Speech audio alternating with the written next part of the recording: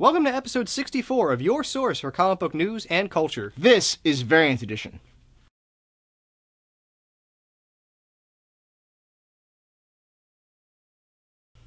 Hi, I'm Mike. And I'm Nick.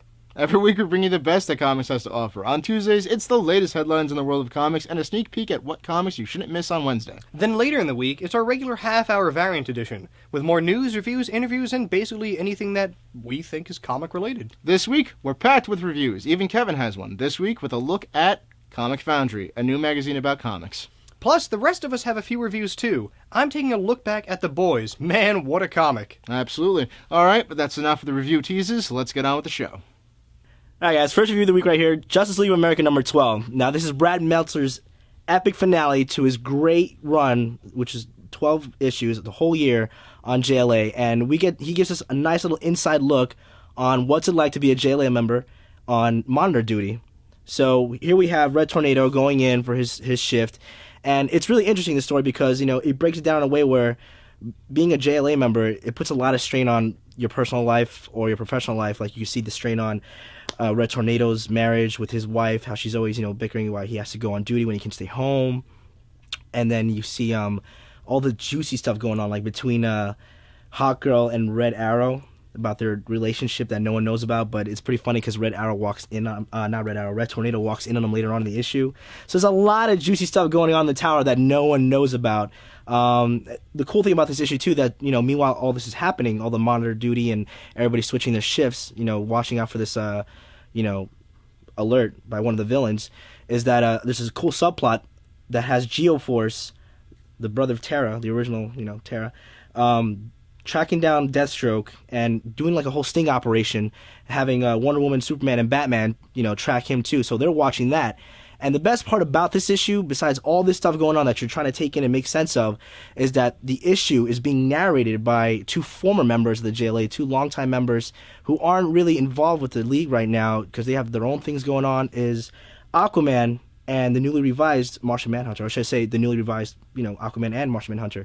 Now, it's really great because, they're reflecting on the past decades they've been with the League and how things always seem to change, but, the essentials stay the same.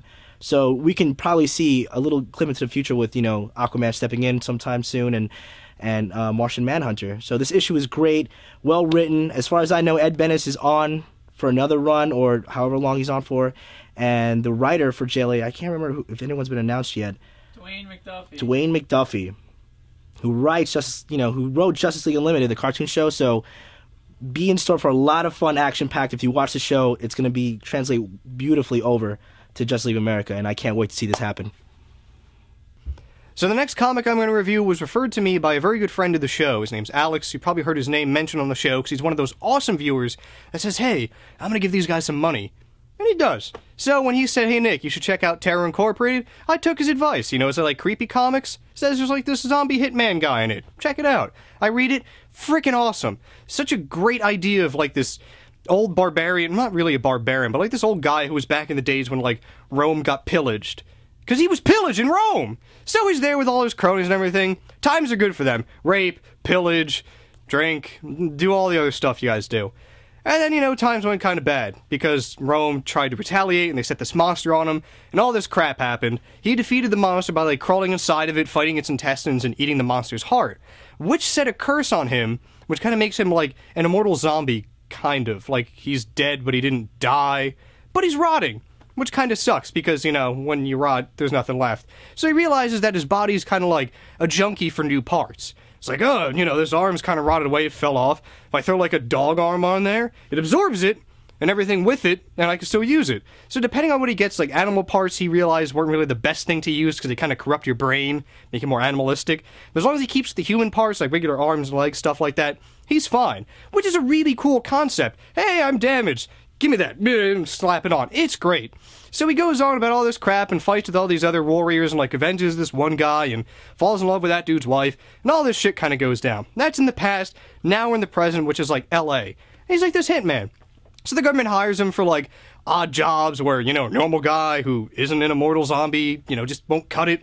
So this guy does it, and he kicks ass at it. It's like, who needs a disguise? I'm just gonna find the guy who was going in there, rip off his head, rip my head off, put his head on my body, and march in. It's that simple. And it was great.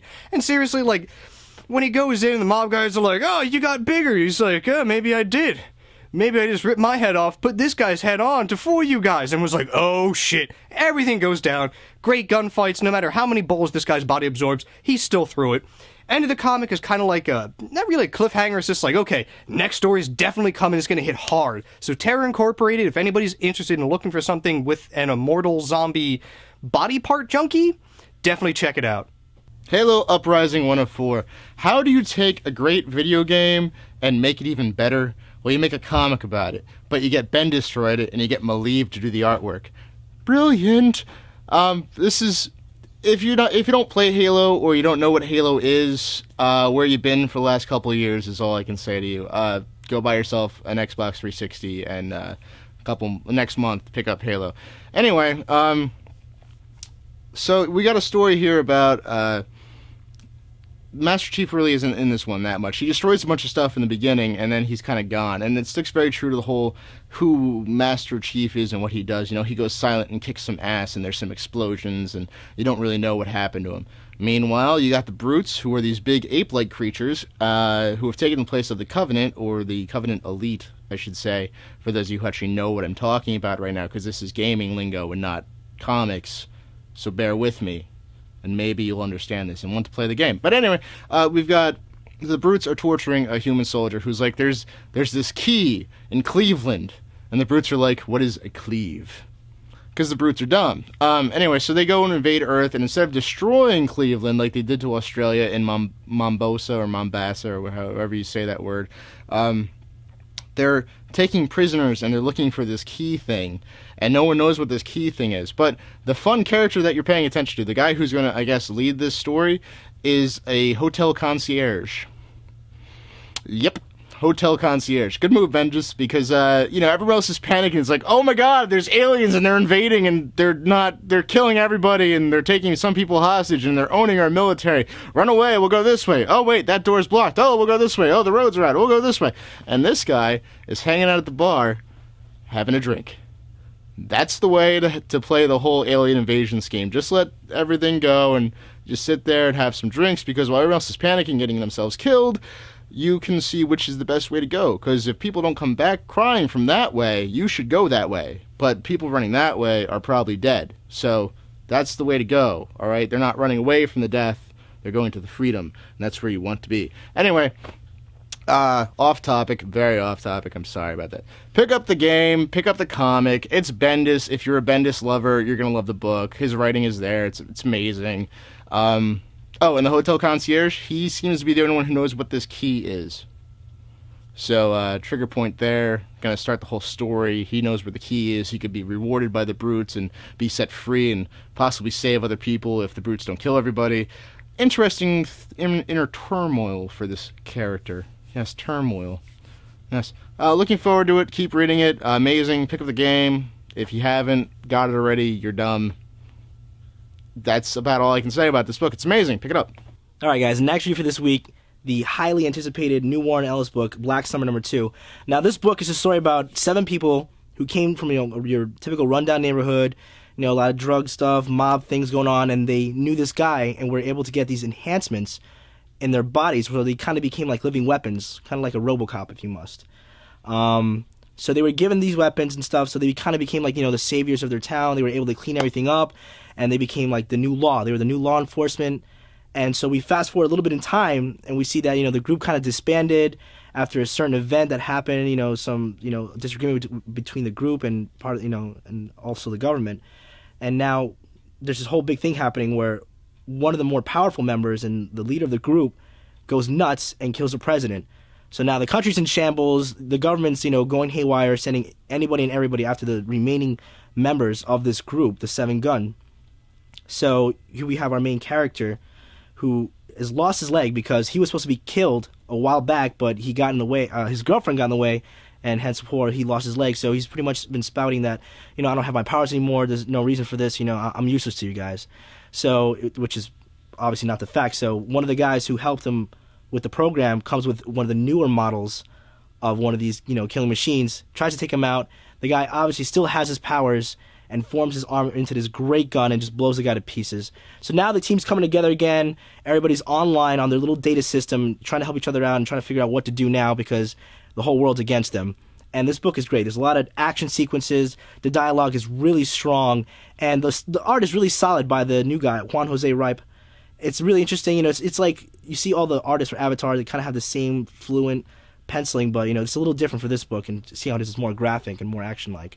But it's a great book. I highly recommend it. It's a great read. The book is just so full of, mystery and just, action. You don't know where to turn and you don't know what's going to happen next. So right now the group is in a big debate whether they should fight back with the government or they should just kind of subdue and be like, all right, we give up, we'll help you find the guy who killed the president, but we just had no part of it. So I can't wait to see where this goes. This is a limited series. I kind of wish it was ongoing because a lot can go on in this book, but we'll just see what happens, and I can't wait to read the next issue. All right, everybody, it's what we've all been waiting for, issue 40 of Walking Dead. Unlike last issue, it's not so, punch to the balls kind of Walking Dead story. So I'm all all right, that happened last issue, here's a pack of ice, read issue 40. And they end it from 39 where it's oh man, does Glenn have a cracked rib because he got shot despite the fact that he had a Kevlar vest? What's happening to Dale? Is he going to be a zombie? He got bit on the ankle. And all that other crap. Just to let you know, Dale's alright.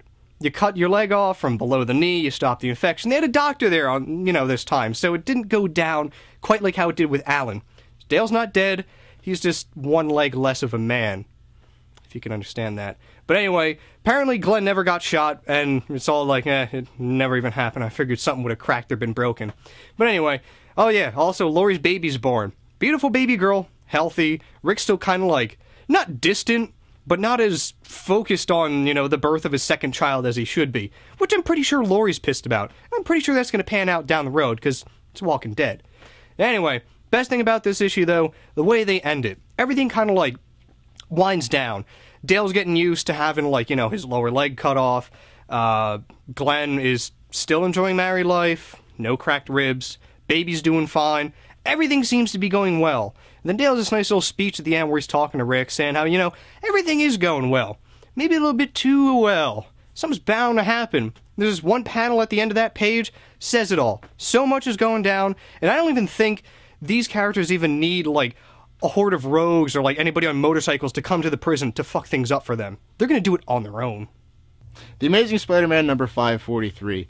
A pivotal moment in Peter Parker's life? I think so. If you haven't read this comic and you really like Spider-Man, you should probably skip ahead this review because I'm going to tell you some things that might disturb you a little bit or get you angry about what Marvel's doing to their characters.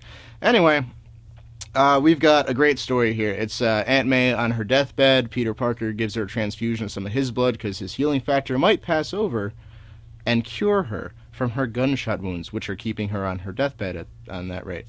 Meanwhile, detectives are now looking into the so-called drive-by shooting, which is no longer the case because there was no police report filed. So they lied about that. They've been paying in cash, and Mary Jane won't leave the bedside. So the cops are thinking Mary Jane probably shot Aunt May because it's just the way it was, for some stupid argument, and now she's given her a poison which has a spider venom in it because they can't explain where the spider venom came from in her blood.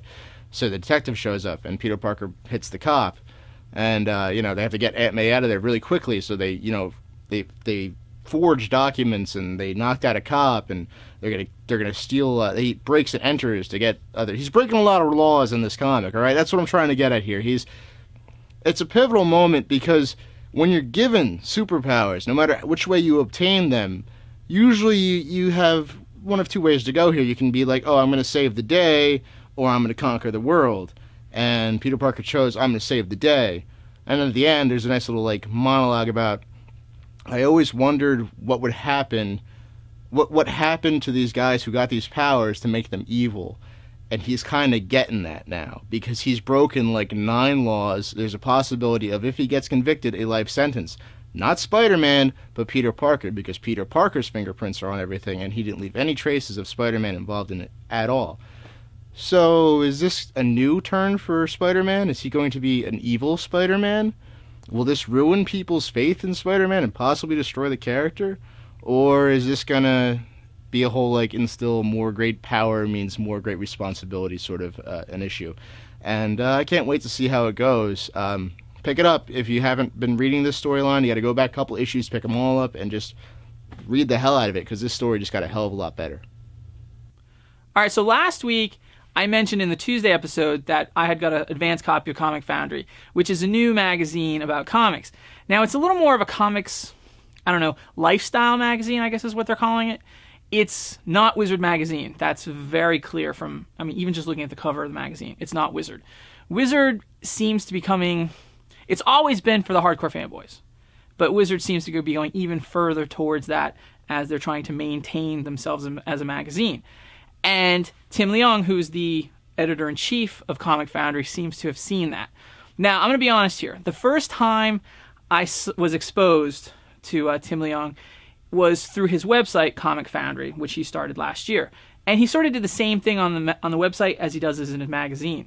And I thought it was really cool. But then he did this like blog thing where he was like going on about the evils of Wizard magazine, and Wizard magazine is so sexist, and he did this thing where he pretended to cry, and it's like, yeah, I thought he was a little bit of a tool.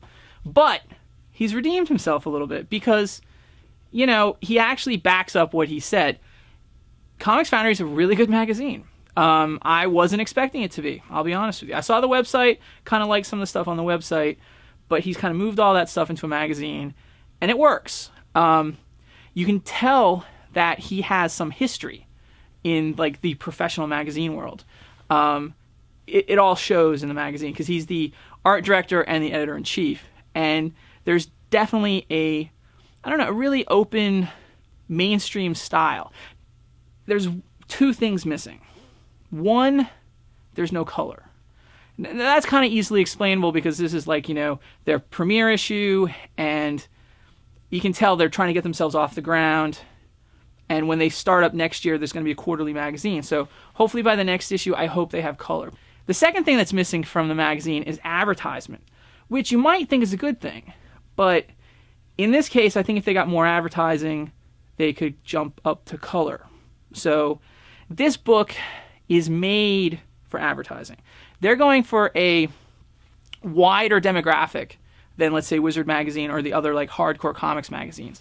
This is a magazine that, the ad department should be able to sell to real advertisers. And I think that's really in the benefit of the magazine. This is something, I think this magazine, as the second or third issue comes out, is really going to spread its wings. It has a lot of potential. So it's something that really deserves a chance. New magazines, new books, they always, plus something that's doesn't really have a past to it. This is a new sort of thing. Always kind of has a hard time to find its niche in the market. Luckily for Comic Foundry, the niche that it's going for, nobody is filling. And like I said before, it's got a pretty wide demographic that it's shooting to, and it's really to its benefit. So I'd say pick up the first issue and give it a chance. The color thing, I'm going to give it a couple more issues. The next one doesn't come out till spring, so things can change between now and then. But it's definitely worth picking up, because it's kind of a refreshing change from the stuff you typically find on the shelves at a comic book store that are talking about comics. And I think it's a needed one. All right, guys, Wolverine 56. Now, this is a nice solo story, great issue, revolving around a man named Wendell, who's also in charge of being the gunman of shooting our favorite Canadian hero with claws as a prisoner. So Wolverine's stuck in this hole for reasons we don't know. It looks like he's caught by an agency that, hasn't been mentioned at all in the issue, but that's okay, because, you can just kind of get away with that. Now, this issue is really great, very well written. New guy, Jason Aaron. I'm not too familiar with him. I think he's a new guy, up and coming in Marvel. I really like his stuff a lot. Especially when it came to the dialogue between Wendell and Logan. It had the whole feel of, the whole warden and prisoner dynamic. I can dig into your psyche, and you don't know jack about me except that I'm a prisoner for who knows what reason. But I know everything about you because Wolverine senses and stuff. So the story breaks down basically. This guy is, your everyday working schmo, pretty miserable. His wife left him, had an abusive childhood, and Wolverine's able to just pin that all on him and just use that against him and turn him into this, useless, guy who hates his life very much. Wolverine is able to, manipulate this guy in the worst way, and towards the end of the issue, the guy finally is just like, he goes nuts. He goes to confront his dad, who's bound to a wheelchair. He's asking him if he really hated me as a kid. Why don't you just shoot me right now? Doesn't happen.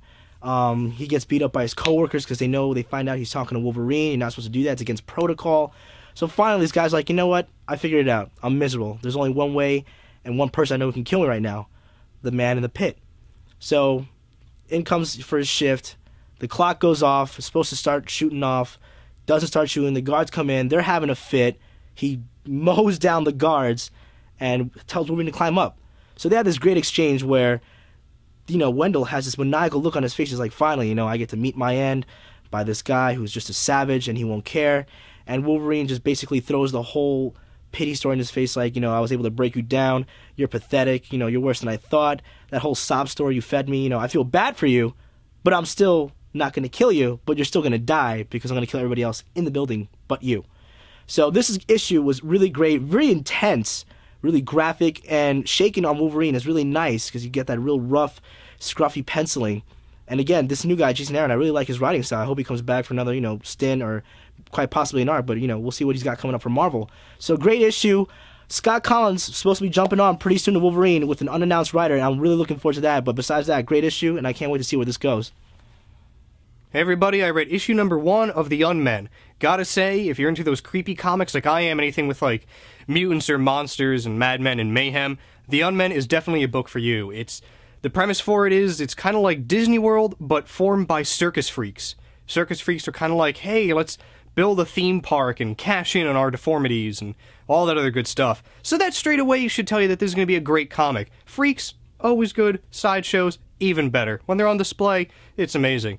But anyway, Unmen is a lot more than just that. It's kind of like a conspiracy thing, because you don't really know what's going on in this amusement park. It seems like everything's legit, like it's just Disneyland, but it's the freakiest place on Earth instead of the happiest. Great, great story. The characters in it are very well done. The development for them I know is going to come down the line, but you have some really good characters. You have one chick who's got like angel wings and like missing an arm, and the main like evil scientist guy in the story is nothing but like a brain with a hand and like eyes and a mouth and like talk shit to everybody. Great, great story. And one thing I do have to compliment the most in this book, Mike Hawthorne. We've read some things that Mike has done before. I remember he did a couple issues of The Exterminators. I thought that was a nice not contrast, but a nice follow-through going from Tony Moore to Mike Hawthorne. And he's done a lot of other work. But now I'm glad to see him doing something kind of like out there. And The Unmen is definitely something for Mike Hawthorne. One, he knows how to draw people, and you go from people to freaks. So it's like people, but with a little, extra limbs or whatever. He does a great job, and I can't wait to see where they're going with this, because I know shit's going down with the freaks in their whole, like, Disneyland sideshow thing. You don't know what, and I don't know if it's, like, them turning people into, like, an army of freaks to rebel against, like, the normies, or whatever you'd want to call them. But all I know is it's going to be great. Green Lantern Corps number 15. What we've got here is an all-out brawl between the Sinestro Corps and the Sentient Planet Ranks, which is this mechanized thing, big planet type thing. And then you've got Mogo, who's a sentient planet, with a couple of Green Lantern guys. And, well, they seem to be in a lot of trouble because it's two guys up against the whole Sinestro Corps, not to mention the Sentient Planet. But then their backup comes. Yes, Bizd, the Fly Green Lantern. And he brings a train. That increases their odds of survival, but not very much, until everybody else decides to show up with Kilowog and a bunch of other new people, and they take down, like, the Sinestro Corps on the left flank, and then they retreat back to the planet, where they're getting owned a lot, and there's Green Lantern Corps guys are getting they're just getting hammered. There's no stopping them. And on top of that, turns out that the Sinestro Corps have the White Lobe. The White Lobe, for those of you who don't know, are these little children-like things that have telekinetic powers and can rip people apart and just destroy just about anything. Just one of them can destroy like a whole human, just make them combust and explode. So when you got 10 of them going down onto the planet Mogo, which is, Planet Mogo is very important here because not only is it like the biggest Green Lantern, not the greatest, but the biggest, because the greatest is Hal Jordan, but the biggest Green Lantern in all of the Green Lantern Corps, but he also provides mental training for the Green Lantern Corps, which is very important, and he also has a core inside of him, which is probably more powerful than the power core on Oa. And he also redirects the rings to the new Green Lantern Corps members who are supposed to have no fear. So if Mogo falls in this battle, So does the Green Lantern Corps. There's nothing to stop it. And the Guardians are like, oh, the prophecy is coming true. Well, maybe we should rewrite the Book of Oa. It's a good one because they're losing so badly. Now would be a good time to change what you're doing. Your defense sucks. You're on the defensive, and they're all like, oh, well, let's go attack them. Maybe that'll change things. And anyway, back to the other thing. You got those guys who were looking for Ion back on the planet Quard. Just happened to run into, the Anti-Monitor, who's on a Sinestro Corps. I think they're gonna die. Because, well, he's the Anti-Monitor, and they're just this, Sinestro Corps. I mean, Green Lantern Corps, and if you read, old school DC, you know that the Anti-Monitor is really big. And all I have to say during all this is, where's the Monitor? What's going on? You've got the whole multiple universe thing going on, and I haven't seen the Monitor. You brought back the Anti-Monitor, you got Superboy sitting on a planet talking about stupid humans, and then you've got, the Anti-Monitor and Sinestro and the Cordians and the White Lobe, and there's just a lot going on in this comic. This is still a really great comic to pick up if you're getting into Green Lantern. This is a nice way to introduce yourself to a bunch of different characters that are out there, especially the Fly character, who's amazing. Pick up the book, read some past issues, get caught up on Green Lantern and the whole mythos of Green Lantern, and it's a great story. Pick it up. Amazing. All right, another comic that I'm really late on the beginning for, but was advised by my friend Ray, who was really good for advising me for Welcome to Tranquility, which you all should be reading now. But anyway, right now I'm talking about The Boys by Garth Ennis and Derek Robertson. Awesome, awesome book. It's kind of like Welcome to Tranquility, where it takes, the stereotypical, superhero, but turns it upside down. But in a more, Garth Ennis kind of way. It's like superheroes meet Chronicles of Wormwood. Best summary for it. Anyway, gist of it is, superheroes aren't nice. Superheroes are pricks. They don't really care about anybody except for themselves and their egos, and apparently getting their, Jimmy whacked every now and again. But anyway, that's beyond the point. These guys are assholes, and there's one guy who's called Butcher, who used to be part of this group that used to, keep tabs on superheroes. Well, now he's reforming that group, because superheroes are back to being pricks and tights again. So they go out and they kind of set things straight, but not so blatantly. There's different ranks of superheroes. There's the Seven, which are your Justice League, the top guns of superheroes. And then as it goes down, you get the teenage superhero groups and the lesser known superheroes. And then there's just the rogue guys. I haven't gotten to those yet, but all the lesser groups, they go after. And it's not even oh, let's have a barroom brawl with them. It's more let's spy on the house that they're all having sex with these prostitutes doing blue coke so that they can keep up with the superhero sex. And let's post it to them. Let them know that people are watching them, and let them know that they're screwed, because this stuff's going to get out if they slip up. Really, really great book. If you like superheroes, definitely read it, because it'll catch, there's a lot of things in there that tie into kind of the questions of, Lois Lane could never bear Superman's child. And they reassure you of that in The Boys. Nice little story, background to Butcher. And even if you don't like superheroes, read it, because these superheroes are pricks. You'll probably hate these guys more and love the justice that comes to them. Alright guys, here's your bullet points for this week, starting with Warlord Hulk tie-in, Avengers the Initiative, issue 5. Now, Henry Gyrich putting together a special Black Ops team to take down the Hulk and his Warbound doesn't really work out as Trauma is nearly killed and the planet completely backfires. We're going to have to see what happens next issue to see if anything good is going to go on.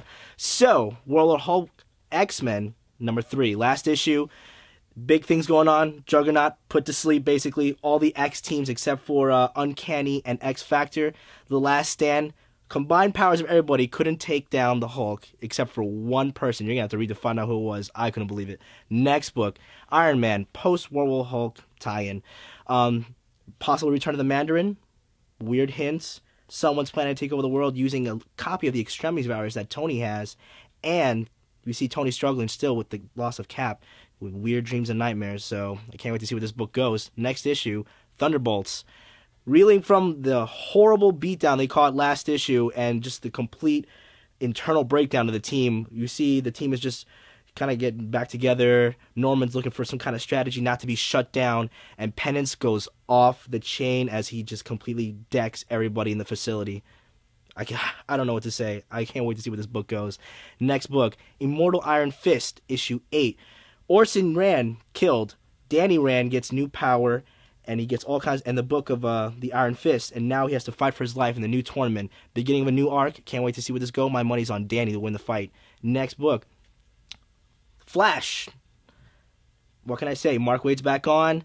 Not too sure about the artist, but we see that Wally West is back. He's bringing his kids into the equation of the whole heroes thing because they have their own powers now, but they have the same problem that Impulse / former Flash had as they're accelerating in their growth. So it's not looking too good, but it's just the beginning of a whole brand new era for Flash. So we'll see what's going to happen. Next book, X-Men 202.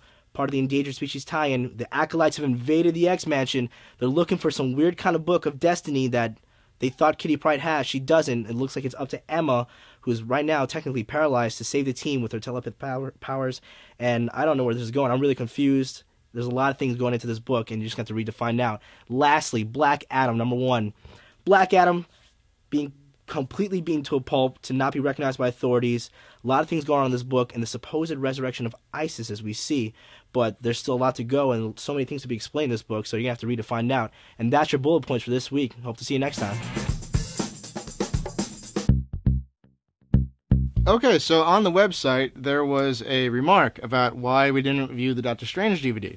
Yeah, it was like scheduling problems or whatever. But now you can't say that anymore, so you better stop it, because we're doing it right now. Hell yeah. So, Dr. Stephen Strange. Now, I know a little bit more about the character than you do, so you're Yes. kind of like the outside looking in, first person, kind of the first time you're really being exposed to the origin story of this character. Yeah, I mean, I watch this like, it's cartoons. You gotta love it.